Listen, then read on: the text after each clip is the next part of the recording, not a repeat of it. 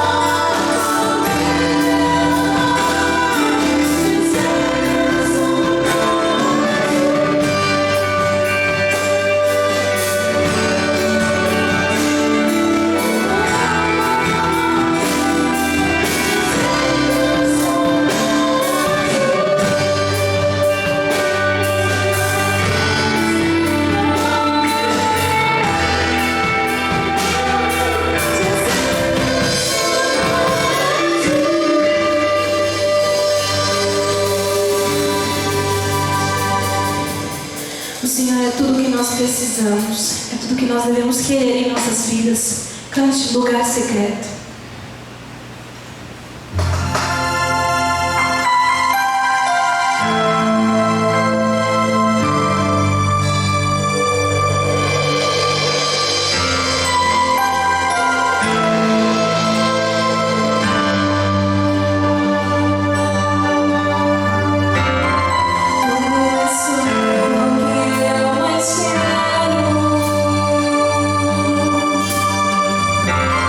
Oh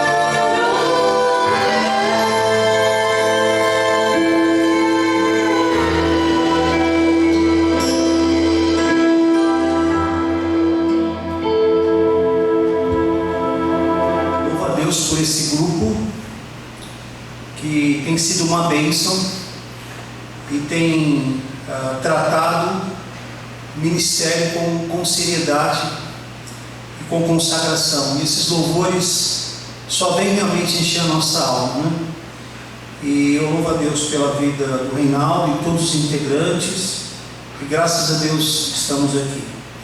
Eu gostaria de ler sobre Ezequiel 37, versículos de 1 a 14. O texto trata sobre o vale de ossos secos, e o título da mensagem é: e quando eu abrir os seus túmulos e os fizer sair, vocês, meu povo, saberão que eu sou o Senhor. E o subtítulo: a restauração da igreja de Deus. Ezequiel 37, eu lerei os primeiros 14 versículos. A minha versão diz assim: a mão do Senhor estava sobre mim, e por seu espírito ele me levou a um vale cheio de ossos. Ele me levou de um lado para o outro, e pude ver que era enorme o número de ossos no vale, e que os ossos estavam muito secos.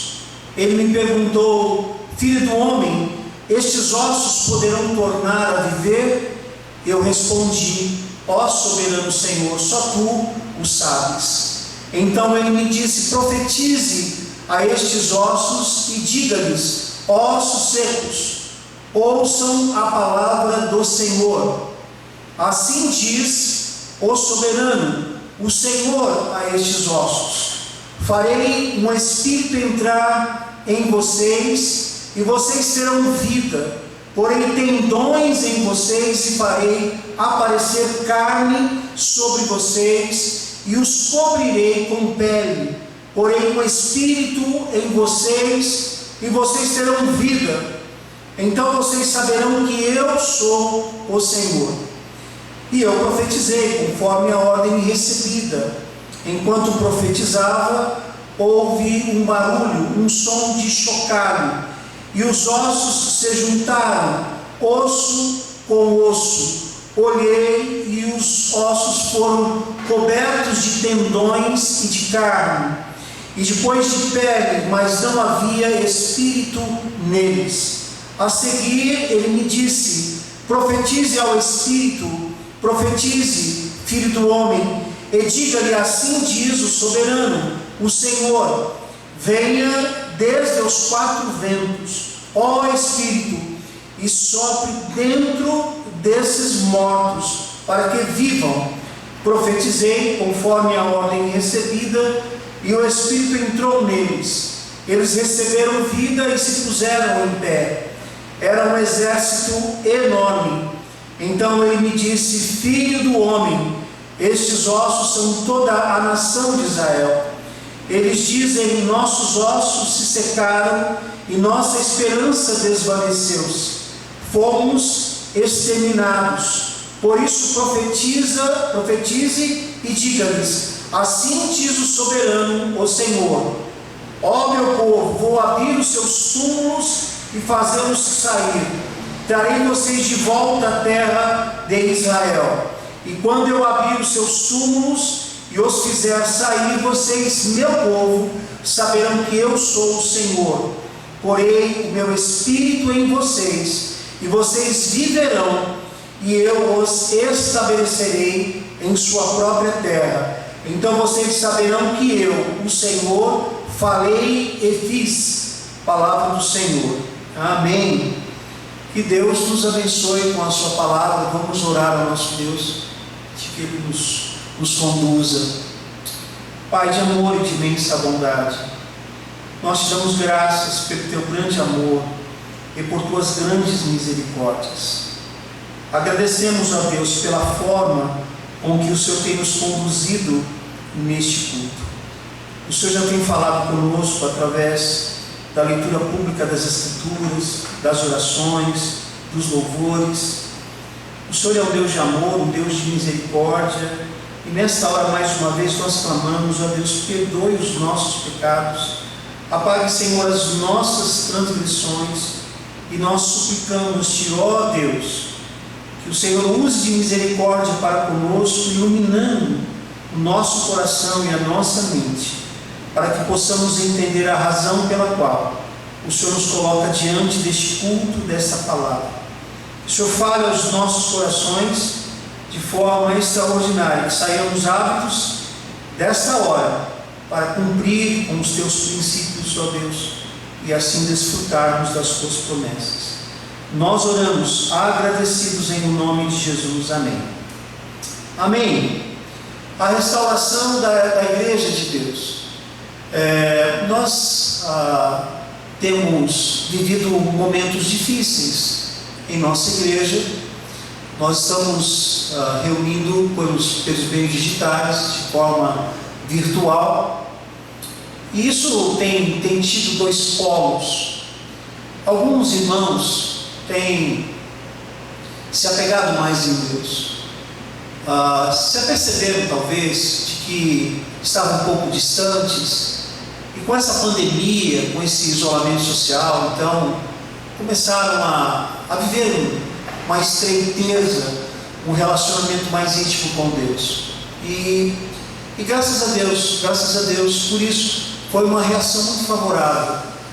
Por outro lado, com essa pandemia, com a falta de cultos presenciais, outros irmãos que talvez não estavam levando a sério, ou mesmo estavam vindo à igreja, talvez se acomodaram um pouco, não participam dos cultos, dos horários que nós apresentamos a mensagem, e enfim, deixam para depois, e vivem sem muito compromisso com Deus, com a sua palavra, e acabam se acomodando. Bom, a bem da verdade é que todos nós precisamos de restauração. Nós precisamos de restauração espiritual. As nossas famílias precisam de restauração espiritual. A nossa igreja precisa de restauração espiritual.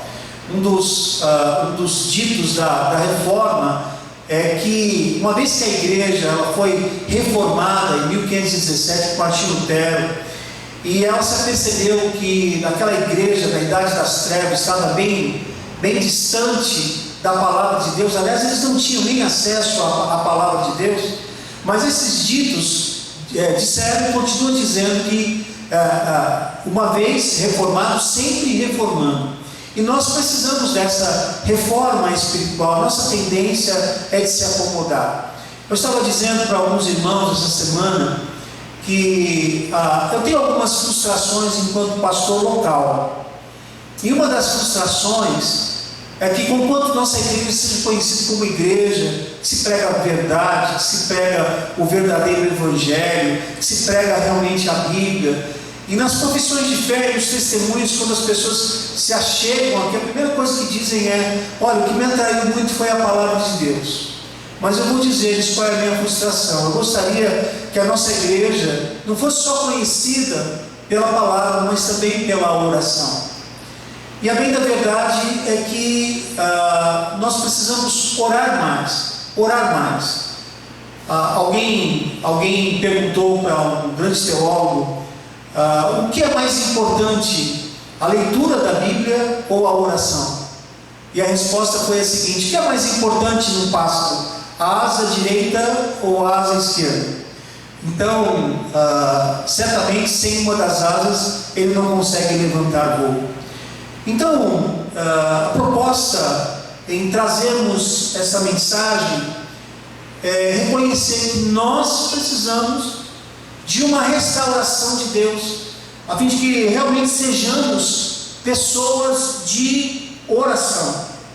A restauração vai dizer sobre restabelecimento das partes desgastadas ou destruídas. É também definido como restauração a restituição de forças. Então, nesse texto aqui de Ezequiel, qual seu nome significa Deus fortalece, ele é um profeta que estava vivendo o momento do exílio. Ele foi exilado na Babilônia junto com o povo de Israel, mais ou menos no ano 597 a.C. E nesse momento, então, ele tem essa visão do vale de ossos secos. Ezequiel era de uma família sacerdotal. Ele é um profeta chamado para falar aos exilados. E o interessante dessa característica do livro do profeta Ezequiel é que ele fala por parábolas, ele tem visões, ele tem revelações. E neste livro de 48 capítulos nós temos 4 divisões principais: o chamado de Ezequiel, a condenação de Judá, a condenação das nações e a restauração vindoura de Israel. E esta é a parte que nós estamos tratando, isso é, a questão da restauração. Então, nós vivemos o cristianismo, mas nós vivemos as ameaças do cristianismo. Alguém pergunta: qual é o pior inimigo do cristianismo? Seria o ateísmo? Não. Seria o islamismo? Também não. Seria o espiritismo ou o baixo espiritismo, isto é, o kardecismo? Também não. Será o romanismo é o pior inimigo do cristianismo? Do cristianismo, como C.S. Lewis diz, puro e simples? Também não. Não é o romanismo o pior inimigo. O pior inimigo do cristianismo é o subcristianismo, isto é, as pessoas não levam a sério a Deus. As pessoas não levam a sério a palavra de Deus, não levam a sério a igreja de Deus. E então o pior inimigo do cristianismo é o subcristianismo. As pessoas querem levar a vida cristã na flauta. Então eu sinto dizer, mas você precisa, meu irmão, meu amigo, da restauração de Deus. E nessa visão que Ezequiel tem, ele diz que o Senhor conduziu a mostrar uma realidade. Ele diz que o Espírito de Deus foi conduzido a um vale de ossos secos, ossos sem vida. E ele pôde ver naquele vale um enorme número de ossos e que estavam muito secos. Essa condição era uma condição terrível, sem vida. Talvez você possa estar pensando: mas pastor, será que essa visão do vale de ossos secos representava Israel? Sim, mas não representa só a nação Israel, representa a igreja contemporânea. Nós vivemos um raquitismo espiritual. O raquitismo é aquela enfermidade que falta vitamina D, Na botânica mostra a atrofia das plantas. E nós temos um raquitismo espiritual. São poucos os que buscam verdadeiramente a Deus e que cultivam estar na presença de Deus e viver o verdadeiro cristianismo. E então há a pergunta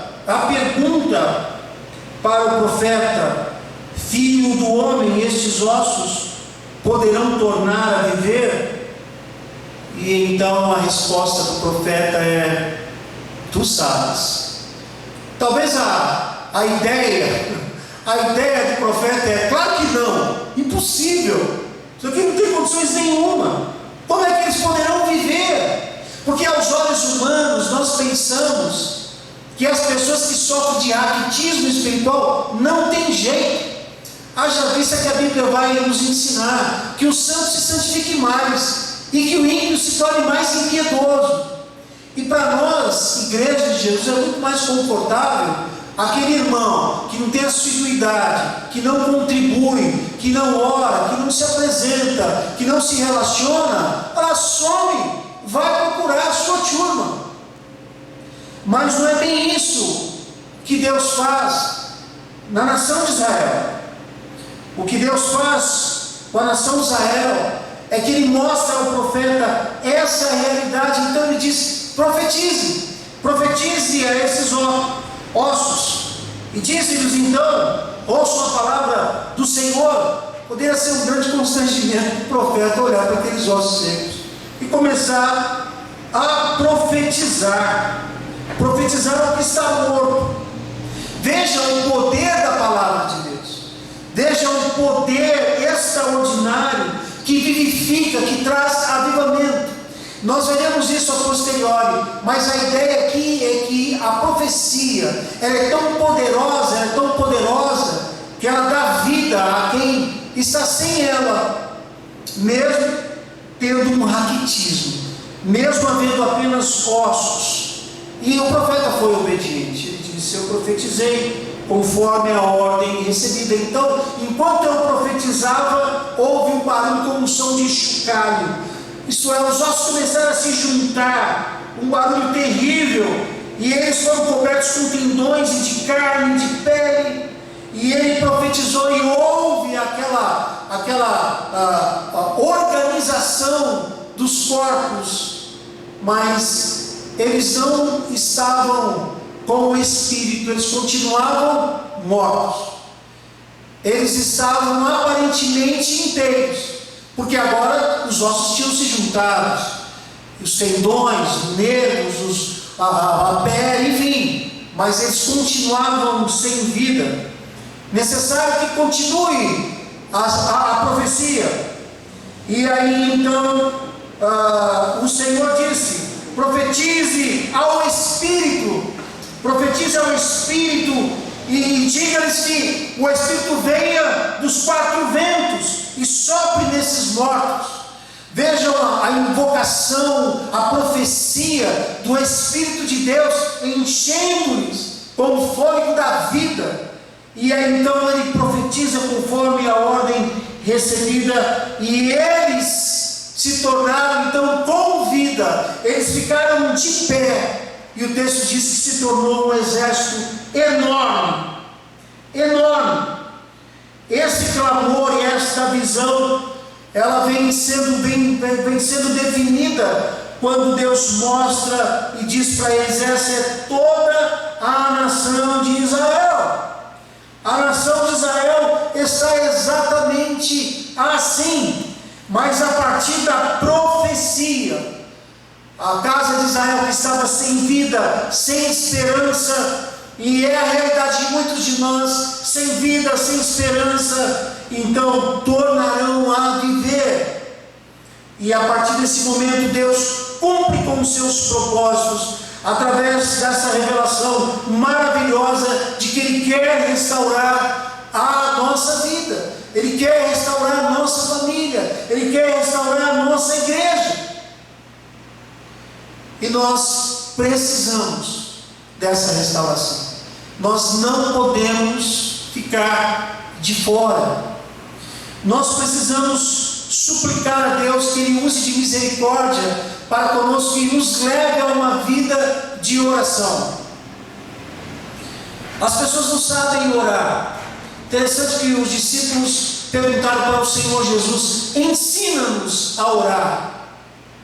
Eles não pediram ao Senhor Jesus, dizendo: ensina-nos a expulsar demônios, nos ensina a curar, nos ensina a pregar com essa autoridade que você tem. Não, eles disseram: ensina-nos a orar. Ensina-nos a orar, porque eles percebiam em Jesus esse tempo que Ele gastava ou investia na presença de Deus. E nós precisamos gastar esse tempo na presença de Deus. Nós precisamos buscar um relacionamento com Deus. E as pessoas não oram. E não oram porque não conhecem a Deus. Porque se conhecesse a Deus com D maiúsculo, não queriam sair na presença de Deus. Esses dias eu estava lembrando daquele texto quando houve a divisão das tribos, da terra das tribos. Nem na tribo de Levi, então eles não tiveram nenhuma divisão de terras. E desde da minha juventude que eu olho aquele texto, e ele diz assim: olha, a porção de vocês é o Senhor. E, puxa, esse povo sacerdotal ficou sem herança, ficou sem terra, ficou sem nada. Mas eu nunca tinha entendido que a porção do Senhor é a melhor coisa que existe em nossa vida. Às vezes nós falamos do neo-ortodoxo ou neopentecostal que vão atrás das bênçãos do Senhor, mas não vão atrás do Senhor das bênçãos. Mas essa é a nossa realidade. Nós queremos as bênçãos do Senhor, e bênçãos físicas, bênçãos terrenas. mas a nossa porção é o Senhor. O Senhor é muito mais importante do que as suas próprias bênçãos, estar na presença dEle. Não tem coisa melhor. Nós precisamos descobrir esse gozo, essa alegria, esse prazer de estarmos na presença de Deus. Você talvez goste de estar na presença de alguém. Você gosta de estar em algum lugar que faça muito bem a sua alma, uma praia, uma montanha, uma viagem no mar, não sei aonde. Você pode estar ao lado de uma pessoa onde está o maior prazer. Puxa, que bênção estar do lado dessa pessoa, mas estar na presença de Deus é incomparável. Não tem coisa melhor, e nós precisamos descobrir isso a partir da restauração que Deus opera em nós. Nós precisamos suplicar a Deus que nos dê esse prazer da presença dEle.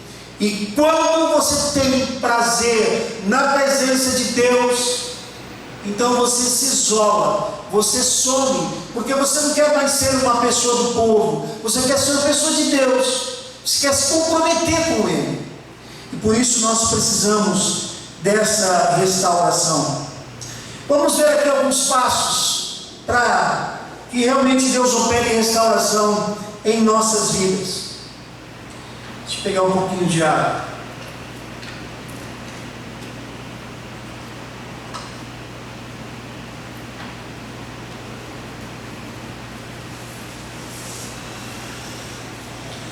Em primeiro lugar, a restauração de Deus se dá quando nós nos damos conta de que o caos está instalado. As pessoas não são restauradas porque elas não reconhecem o raquitismo espiritual. Elas não sabem que é Deus. Se for listar alguns atributos de Deus, talvez não passe de 10, talvez só os incomunicáveis. Não sabem os atributos comunicáveis, os atributos que Ele se comunica conosco. Enfim, esse raquitismo, ele precisa ser reconhecido. As pessoas não reconhecem, não conhecem a palavra de Deus, não sabem orar, como já disse, não conhecem a Deus, passa tempo às vezes para orar, é uma oração mecânica, às vezes pensou que passou horas na presença de Deus, orou 3 minutos. Elas não reconhecem esse raquitismo, acreditam que estão mandando bem, acreditam que são ótimos cristãos, acreditam que porque contribuem, ou porque vem à igreja, ou porque tem algum cargo, então estão muito bem na fita. Mas olha, você pode conhecer as obras de grandes teólogos puritanos, pode conhecer muito bem a teologia, a doutrina, saber na ponta da língua a confissão de fé batista, ou a declaração doutrinária dos batistas. Você pode saber tudo isso, mas se você não tem gozo, prazer e alegria na presença de Deus, você é um raquítico espiritual, e você precisa se dar conta da sua fragilidade. Ser batista ou fazer aquelas orações para aceitar Jesus não é garantia de que realmente você seja salvo, porque as pessoas de hoje não têm prazer em Deus, não têm prazer na igreja, não têm prazer nos cultos, não tem prazer em um monte de coisa, mas não tem prazer, são envolvidos com todas as coisas desse tempo. Então, não pode haver restauração se você não reconhecer a sua pequenez, a sua fragilidade, a sua inoperância. É assim que Deus começa a usar o nome de Deus, quando Ele reconhece que Ele é frágil, que Ele é muito frágil. Às vezes nós falamos que somos frágeis, mas nós não reconhecemos o quão frágeis somos. Pessoas estão sendo dominadas pelo pecado e acreditam que estão bem, depois é só confessar e tudo bem. Não é assim a vida cristã. Nós precisamos de restauração, e para que a restauração aconteça, você precisa reconhecer o seu raquitismo espiritual. Você precisa reconhecer que está muito frágil, que você precisa ter prazer na comunhão com Deus. Em segundo lugar, E essa leitura se parte do pressuposto da visão de Deus mostrar o vale. Você precisa ver o vale dos ossos secos. Segundo processo, pressuposto aqui para os passos aqui para a restauração, é que a restauração de Deus se dá através da proclamação da palavra. A proclamação da palavra, ela é algo extraordinário. É através da pregação da palavra, que é o processo da ordem de saúde, isto é, da ordem da salvação, é que nós ouvimos, que nós podemos crer, e que nós podemos, então, mediante o arrependimento em fé, então, ter acesso à graça de Deus. Porque a salvação, ela é pela graça, enquanto não seja de graça, ela é pela graça e mediante a fé. Mas a palavra de Deus, ela nos restaura, ela nos fortalece, ela nos vivifica, ela nos transforma. E há um desprezo pela palavra de Deus. As pessoas não querem ouvir a palavra de Deus, porque são 20 minutos, 25 minutos, é muita coisa. Eu não suporto ouvir a palavra de Deus. E a palavra de Deus, quando é a palavra de Deus, ela tira-nos do conforto, ela nos incomoda, ela é chata. Porque ela vem de encontro, não vem ao encontro, ela vem de encontro. Ela vem dizer assim: você está fazendo tudo errado, e você precisa fazer as coisas certas. Foi a partir da proclamação da palavra de Deus, foi a partir do momento em que Ezequiel começou a profetizar, é que aqueles corpos se juntaram, e a profecia, ela continua, para que houvesse espírito. Nós precisamos dar importância à pregação da palavra de Deus. Um dos momentos em que Deus está fazendo arder a sua alma, avivando o seu coração, despertando você espiritualmente, revitalizando a igreja com o poder de Deus, é quando a igreja quer ouvir palavra e não show.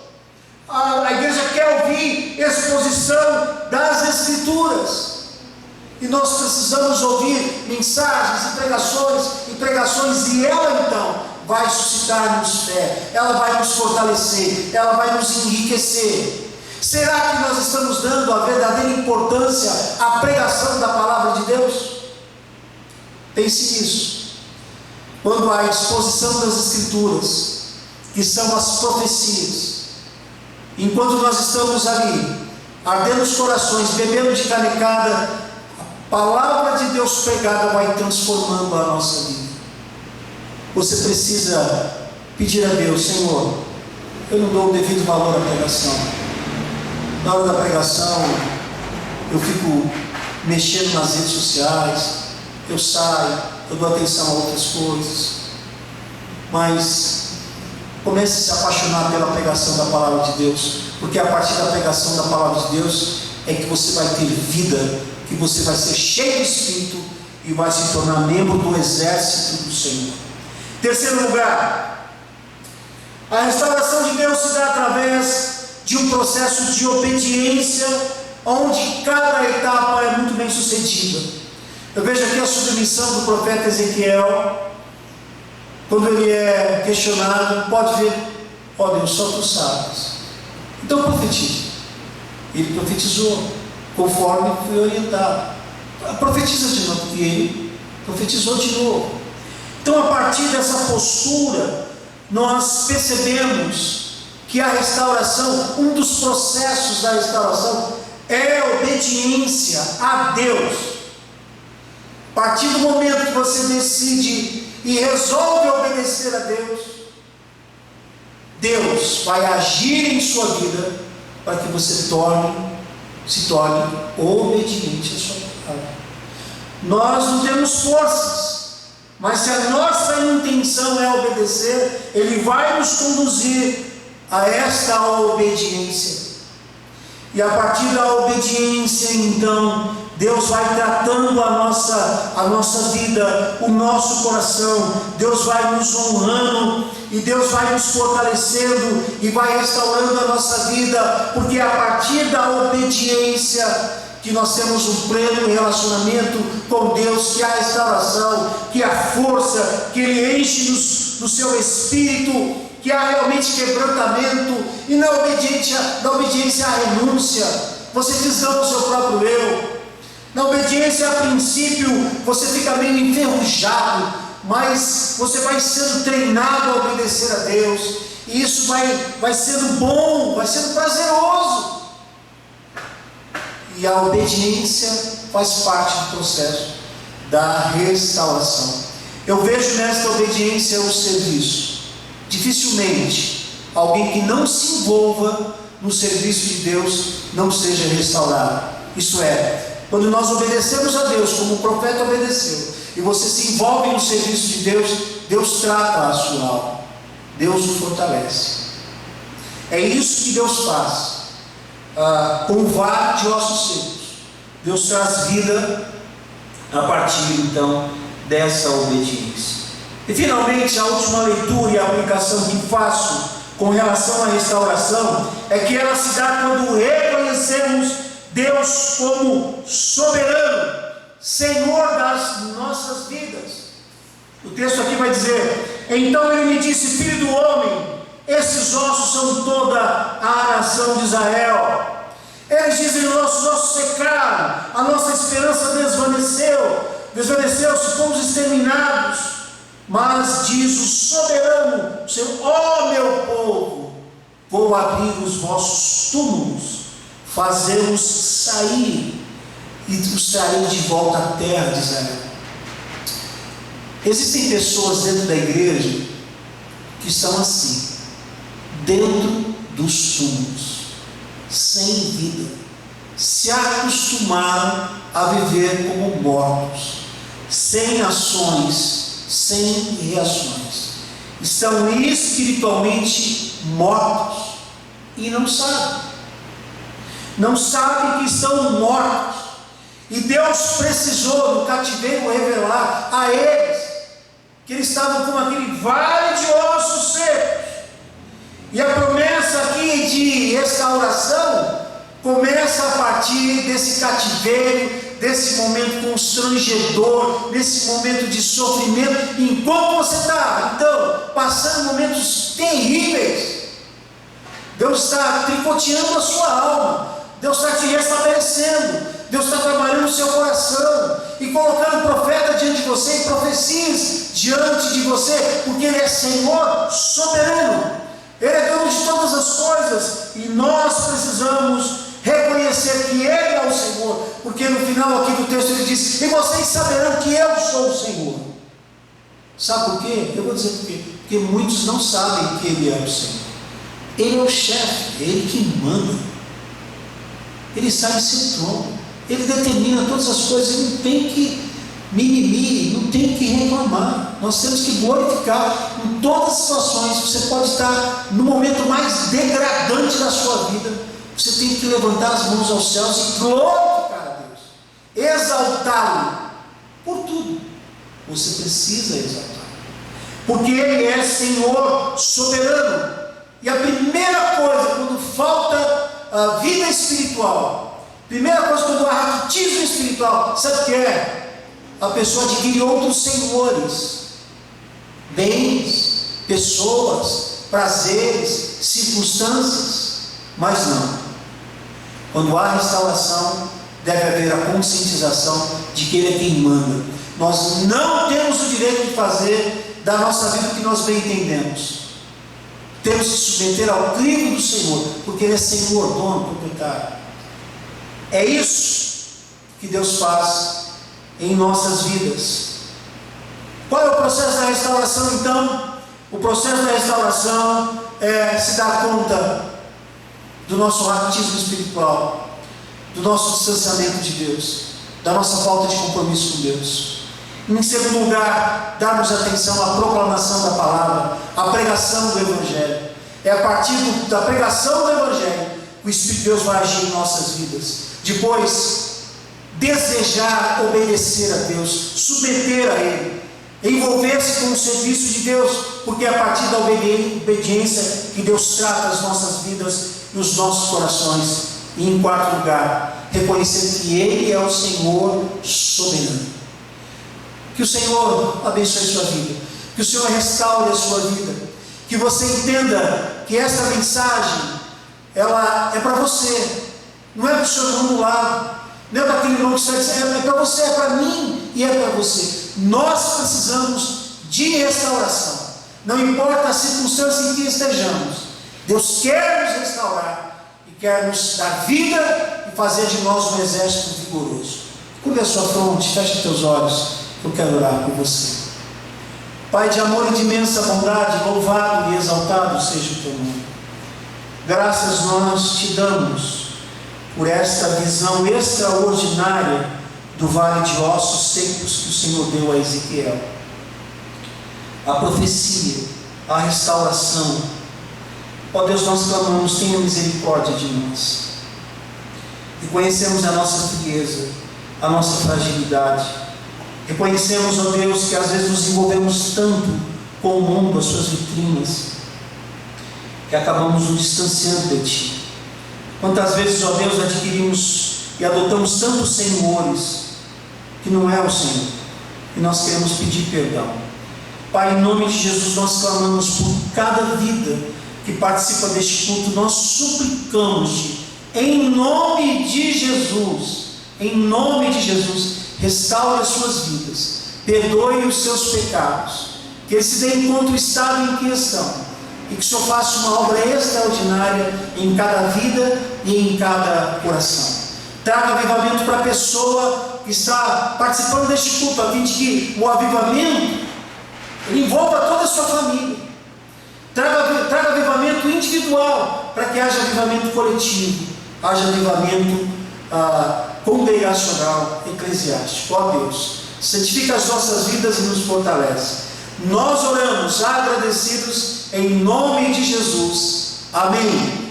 Vamos adorar o nosso Deus, porque Ele é digno de toda a honra e de toda a glória. Enquanto nós estamos adorando ao nosso Deus, você tem a oportunidade de adorá-lo com o seu dízimo e com a sua oferta, e depois nós estaremos finalizando e interpretando a bênção. Vamos adorá-lo com toda a reverência, com todo o louvor.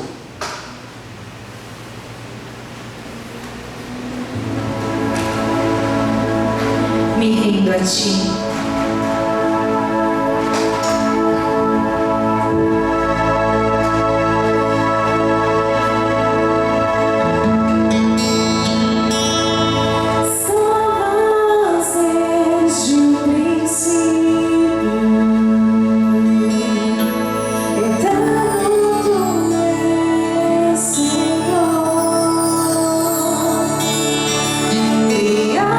Do nada